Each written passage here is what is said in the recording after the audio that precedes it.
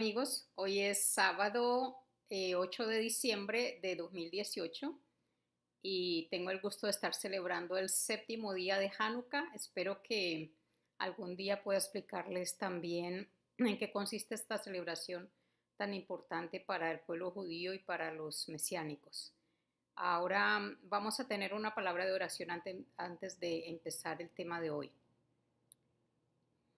Maravilloso Padre que moras en el cielo, gracias Señor por este sábado más que nos regalas y te pido Padre que nos ayudes a entender este mensaje tan importante que tienes hoy para nosotros. Ayúdanos a saberlo aplicar en nuestra vida y bendice a las personas que escuchan este mensaje y ayúdanos a todos Padre a crecer más en entendimiento y a crecer más en sabiduría y en carácter. Te lo pido y te lo agradezco en el nombre de Yeshua. Bueno, la semana pasada estábamos hablando de la fiesta o la convocación que se llama Semanas, conocido en el mundo cristiano como Pentecostés.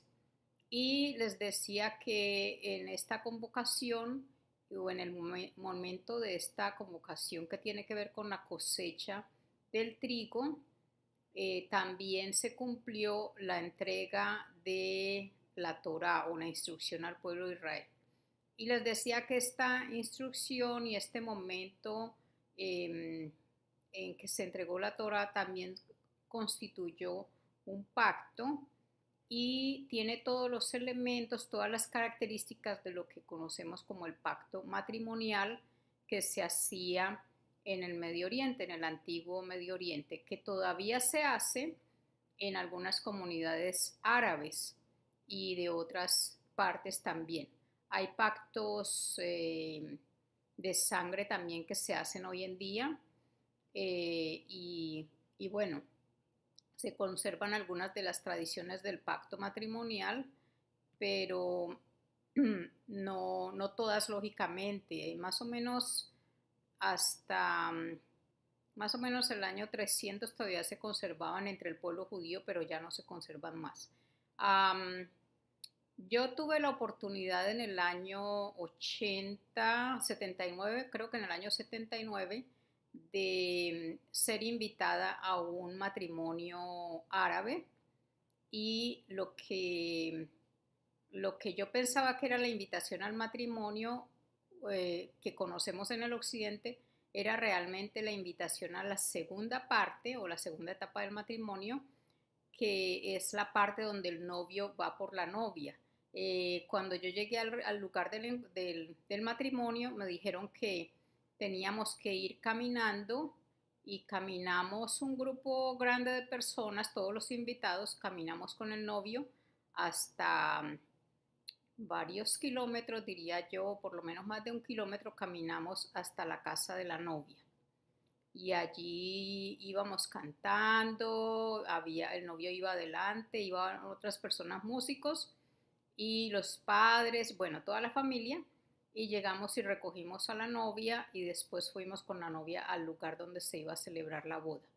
Después me enteré por el novio que fue la persona que me invitó, después me enteré por él de que realmente ellos ya habían hecho, ya habían firmado los documentos, ya habían hecho los acuerdos y él ya había estado por más o menos 6 meses, porque él trabajaba para mí en esa época, él había estado por 6 meses más o menos organizando lo que iba a ser la casa para ella y como ya todo estaba listo, pues ya fueron a casarse, realmente no era solamente la consumación del matrimonio, pero ellos ya estaban comprometidos y esto durante varios años pensé lo interesante de este sistema hasta que me topé con varios libros que explicaban que el sistema con el cual se relacionó Dios con Abraham y con Moisés fue el mismo sistema matrimonial.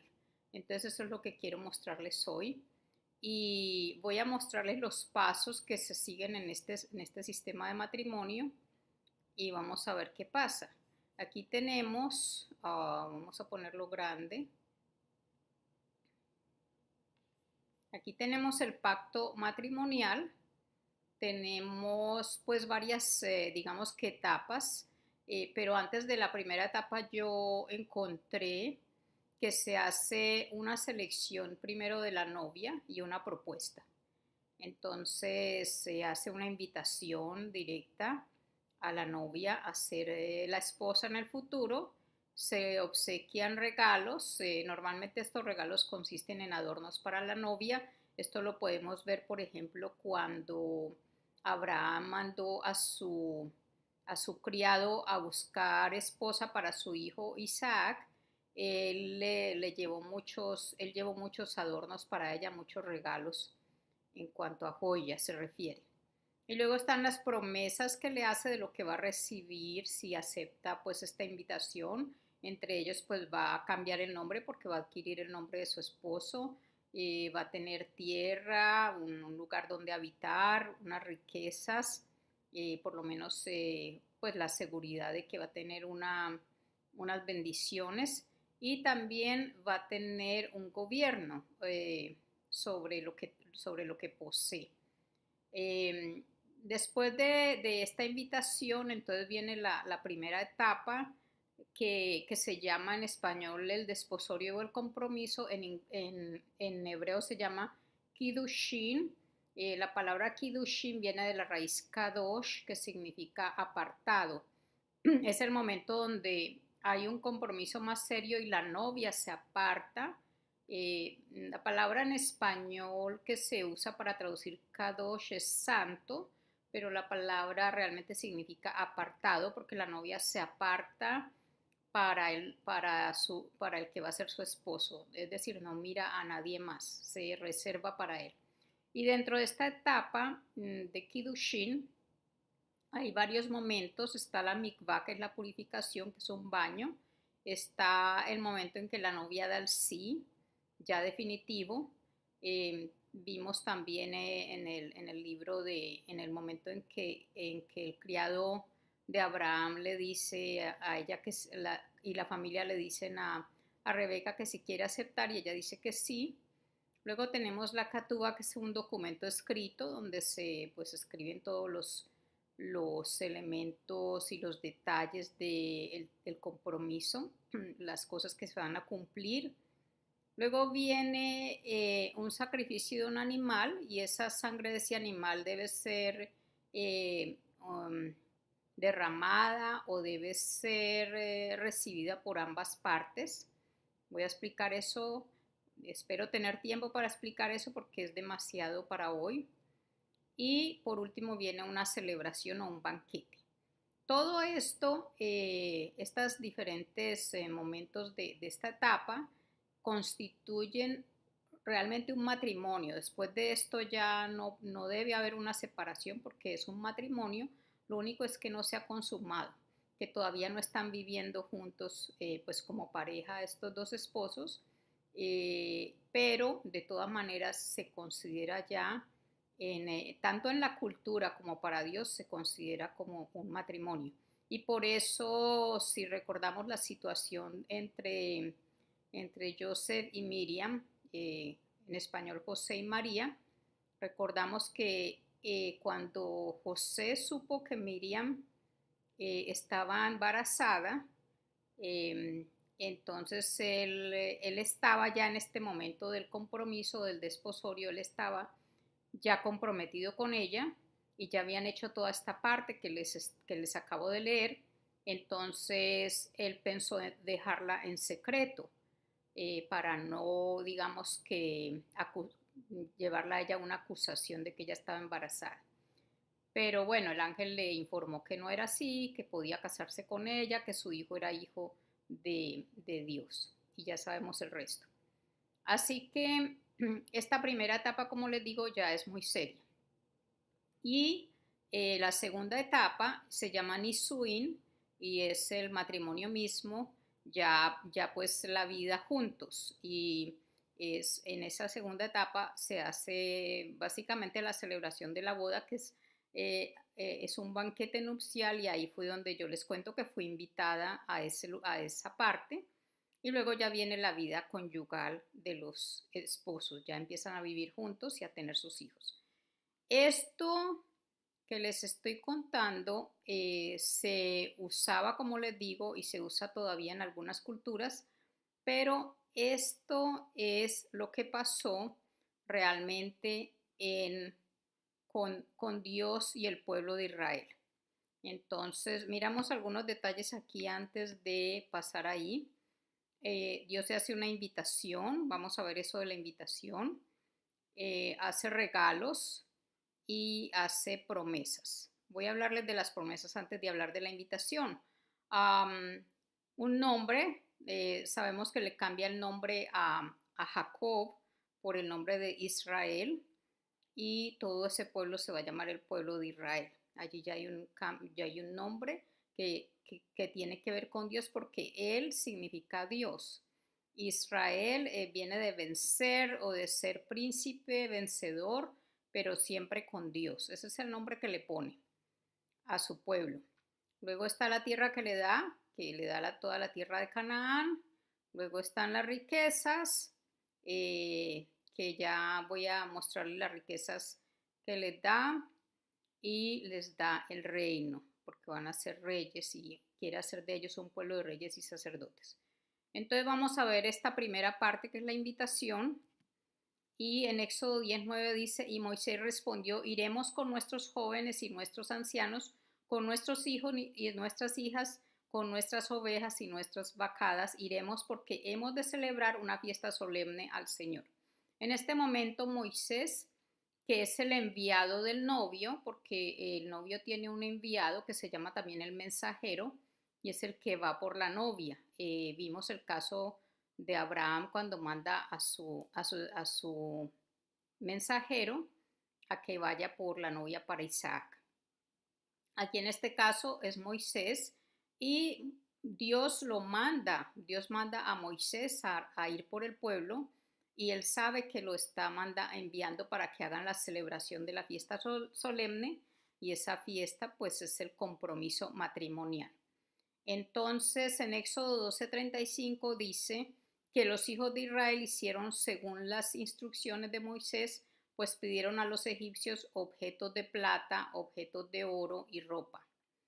Y el Señor hizo que el pueblo se ganara el favor de los egipcios, que les concedieron lo que pedían. Así despojaron a los egipcios. Aquí vemos que estos objetos de plata, de oro y ropa, todo esto era adornos para el pueblo que estaba saliendo. En Éxodo 19:3 nos dice que Moisés subió hacia Dios y el Señor lo llamó desde el monte diciendo, así dirás a la casa de Jacob y anunciarás a los hijos de Israel, vosotros habéis visto lo que he hecho a los egipcios y cómo os he tomado sobre alas de águilas y os he traído a mí. Ahora pues, si en verdad escucháis mi voz y guardáis mi pacto, seréis mi especial tesoro entre todos los pueblos, porque mía es toda la tierra, y vosotros seréis para mí un reino de sacerdotes y una nación santa o apartada. Aquí pues está dándoles la promesa de que si ellos aceptan pues guardar este pacto, ellos van a recibir tierra, van a recibir gobierno sobre la tierra, van a ser un pueblo, un reino de sacerdotes y van a recibir todo lo que Él les está prometiendo. Aquí pues vemos las promesas al pueblo. Ahora, veamos ahora la purificación. Vamos a volver aquí a la parte de atrás. Vamos a ver entonces la primera etapa, que es el compromiso. Tenemos la primera parte que es la purificación y vamos a ver cómo se da esa purificación entonces con el pueblo, ¿ok? Tenemos entonces en Primera de Corintios 10:2 que nos dice que todos fueron, refiriéndose al pueblo hebreo, nos dice que todos fueron bautizados en la nube y en el mar. Cuando ellos cruzaron el mar rojo, ellos fueron bautizados. Y también esa nube que los llevaba los bautizó. Ese bautizo equivale a una purificación que ellos recibieron. Y también ya yo les hablé del bautismo, de lo que es esto, es morir al yo y ya ellos son como, se preparan para vivir con Dios. En Éxodo 19:10, antes de llamarlos a ya celebrar el pacto como tal, el Señor dijo también a Moisés: ve al pueblo y conságralos hoy y mañana y que laven sus vestidos y que estén preparados para el tercer día, porque el tercer día el Señor descenderá a la vista de todo el pueblo sobre el monte Sinaí. Es decir, antes de este matrimonio tenía que haber una preparación, ellos se tenían que bañar y también tenían que lavar sus vestiduras porque tenían que estar presentables y limpios para el Señor. Luego tenemos, y vuelvo atrás, luego tenemos el sí de la novia, el documento escrito, el rociado de sangre, que quiero explicárselos en mucho detalle, y la celebración.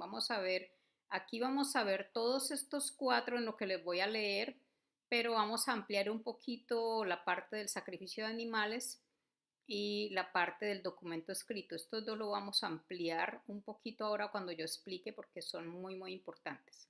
Entonces vamos a empezar a leer a partir de Éxodo 24, desde el verso 1. Vamos a leer lo que pasa.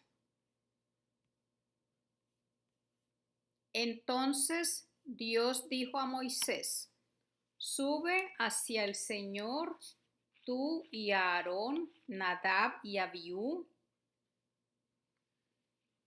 y 70 de los ancianos de Israel, y adoraréis desde lejos.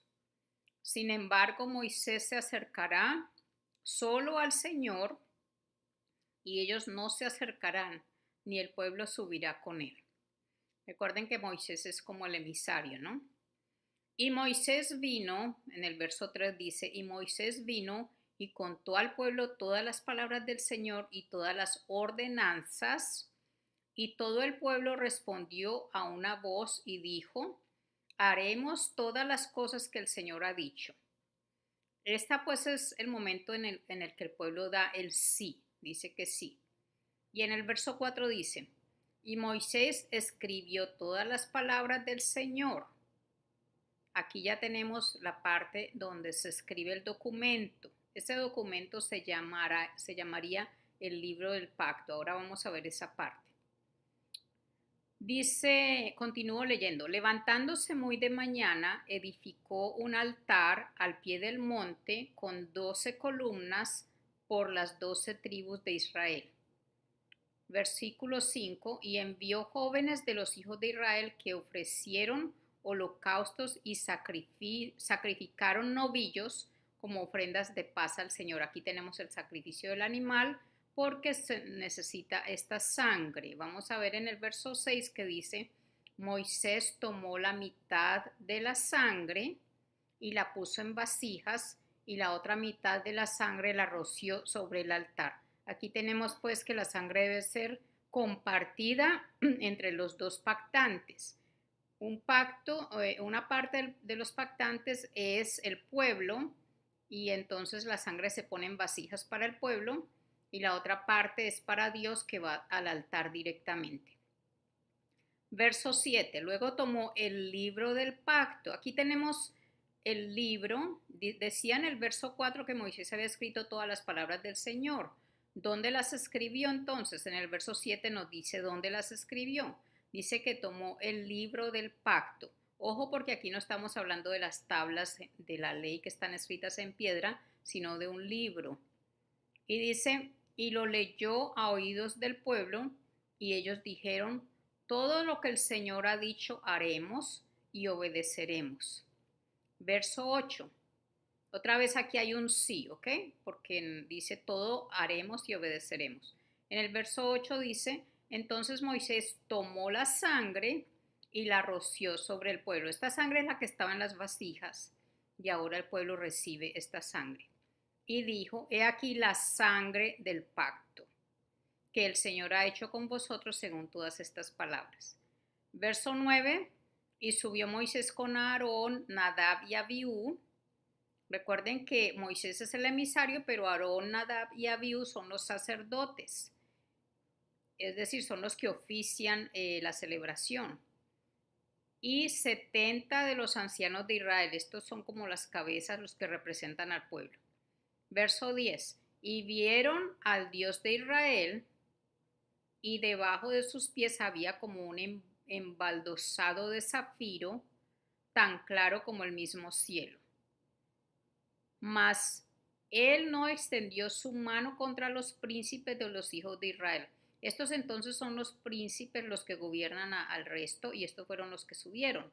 Y dice que él no los atacó, sino que ellos vieron a Dios, y dice al final, y comieron y bebieron. Esta es la celebración entonces de ese pacto que están haciendo aquí.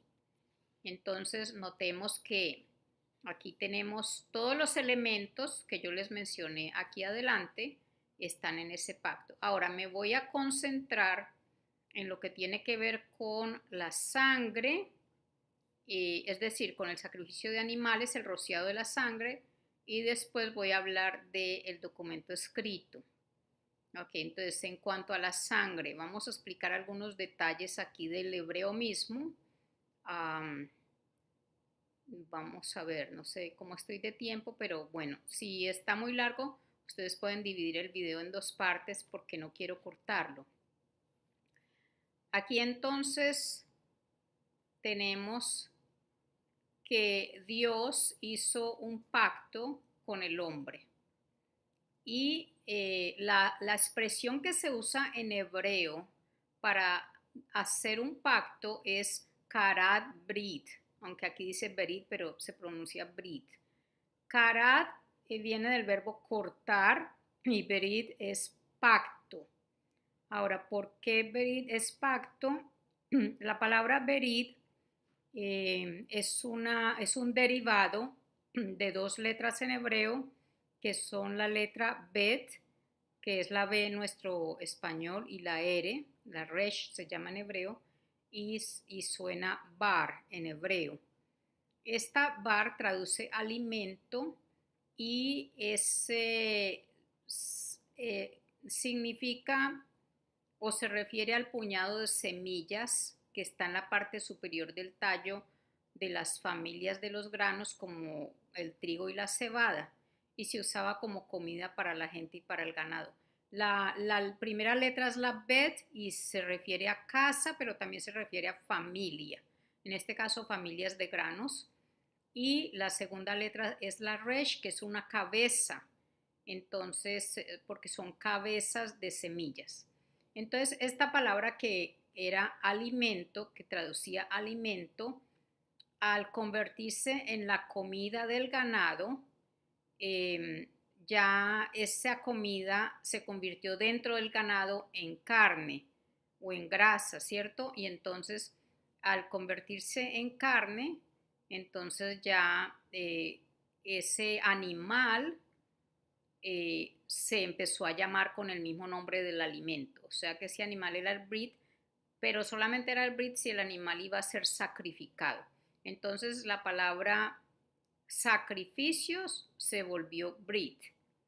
Y entonces cuando ellos iban a hacer un pacto tenían que cortar al animal en dos, y aquí es donde viene la palabra karat berit, que significa cortar el sacrificio. Tenían que cortar el animal en dos y luego tenían que compartir esta sangre, bien sea pasar entre las dos partes del animal o untarse de las dos partes del animal. Había muchos tipos de ceremonias de pactos de sangre, y todo esto tiene que ver y se inicia con el momento en que Adán pierde esa gloria de Dios, y para poder para poder volver otra vez a unirse con Dios, se tiene que sacrificar un animal, y ese animal es la piel de ese animal es la que va a cubrir su desnudez. Desde allí entonces tenemos estos sistemas de pactos de sangre en todas las culturas, no solamente en la cultura medio oriental, sino también se ve mucho en África, en culturas indígenas. Esto se mantiene. Hay un libro muy, muy conocido de un autor ya de hace tiempo, voy a ver si lo tengo aquí, Sí, aquí lo tengo. Trumbull está en inglés, pero es un libro que habla sobre los pactos de sangre. Este, justamente de algunas partes de este libro saqué esta expresión en árabe que es Ma'adat et Dam. Dam significa sangre y entonces este, esta es la manera de decir en árabe pacto de sangre. Ma'adat sería pacto y aquí lo tengo pues en hebreo, pacto de sangre que se usan hasta hoy en día. Hay muchos tipos y la palabra sangre es dam, que tiene estas dos letras en hebreo, la dalet, que es una puerta, y la mem, que es un líquido. Entonces, esta palabra sangre significa circulación. Sabemos que el ser humano está compuesto en un porcentaje muy grande de líquido, de sangre. Y es como, por eso el nombre de los hombres que Dios les puso es Adán, viene de la misma palabra sangre. Es un ser por el que circula la sangre. Entonces, esta palabra sangre, como les digo, esta primera letra, que es la puerta de la tienda, nos muestra que es una sangre que está circulando, que está atravesando por esta puerta en un movimiento no lineal, sino más bien circulatorio, por eso se llama circulación. Entonces, en Levítico 17:11 nos dice que la vida de la carne en la sangre está. Si nosotros no tuviésemos sangre, no podríamos vivir. Todo está allí en la circulación. Y yo os la he dado, dice Dios, para hacer expiación sobre el altar por vuestras almas. Es decir, que esa sangre, que es la vida, la misma vida de Yeshua, Él nos la da como expiación para que nosotros podamos ser salvos, y dice que la misma sangre hará expiación de la persona. Entonces, aquí vemos pues que ese pacto de sangre es parte de, es una de las, es la necesidad principal en el pacto matrimonial, que haya un sacrificio, que haya un ser que pueda pagar eh, por esa parte que nosotros incumplimos para poder reanudar entonces la relación. Entonces, eso es muy importante. Y por último, yo les había mostrado que aquí al principio se habla de un documento escrito. Y quiero hablarles hoy solamente del libro, porque nos dice aquí en Éxodo 24, en el verso 7, dice: luego tomó el libro del pacto. Entonces, vamos a ver de qué libro se trata. Hay un documento que yo pongo acá abajo, escrito por un rabino, que explica de manera muy clara que el libro del pacto se refiere al el quinto libro de la Torá, que se llama Dvarim, Deuteronomio se llama en español, pero en hebreo se llama palabras. Y toda la estructura de este libro está hecha en la forma en que se debe hacer un pacto. Aquí entonces en este libro tenemos, y por eso se llama palabras, porque son las palabras de Dios dadas a Moisés. Tenemos la estructura de este libro, tiene seis, digamos que funciones. Primero está el preámbulo, que está en el capítulo 1, verso 1 hasta capítulo 1, verso 5. Y allí pues se anuncia el lugar, el tiempo y la persona que inicia el pacto, que es Moshe o Moisés. Luego está el prólogo histórico, porque es muy importante saber de dónde viene la novia, ¿sí? Entonces un poquito de contexto histórico y pues todo lo que pasa en el libro de Bamidbar, que es en el libro del Éxodo. Todo esto que pasa se recapitula allí. Luego vienen las estipulaciones del pacto, dividida en dos partes. Primero están los temas generales, allí están dentro de ese mismo libro los 10 mandamientos, está el Shema, que dice que Dios uno es, y están los eventos conectados pues con el pacto en el Sinaí, y luego están los temas específicos, detalles de la ley, ya pues más específico de cómo se aplican todos los elementos. Aquí, por ejemplo, habla de la tierra, también aquí habla de los detalles del santuario, en fin. Por último no, en el capítulo 12, versos 27 al 31, ya habla de cómo ellos deben continuar con esto, recordando el compromiso que han hecho, y habla de que en el monte Ebal, del monte Ebal, que la Torah escrita debe estar puesta en el arca y debe ser leída en público por el rey. Es decir, que se está diciendo que cada tanto, en este caso cada 7 años, se debe otra vez recordar lo que se ha pactado. Luego están las sanciones, el capítulo 28 habla de bendiciones y maldiciones si no se cumple. Capítulos 29 y 30, renovación del pacto, declaración de que si el pueblo lo rompe vendrá el castigo, pero también hay una teshuva, que es un arrepentimiento que se puede hacer y se puede volver a él después de este arrepentimiento. Y todo el libro del pacto, el Deuteronomio, termina con los testigos, que son el cielo y la tierra, y cuando se refiere al cielo y la tierra se refiere a todo el universo, que es testigo. Entonces, para mayores detalles, yo les recomiendo mucho leer este artículo. Este es muy, muy bueno. Explica eh, por qué es el libro del pacto, ¿sí? Así se llama el libro del pacto, porque es el Deuteronomio, y explica toda la estructura. Yo tomé el cuadro que ustedes ven de aquí, y luego muy, muy interesante. Una cosa que me llamó la atención sobre este documento es el nombre que se da a ese libro, que se llama en hebreo Mishne Torah, que significa una segunda ley. Y ya pues el origen latino, que es Deuteronomio, que significa eso, segunda ley.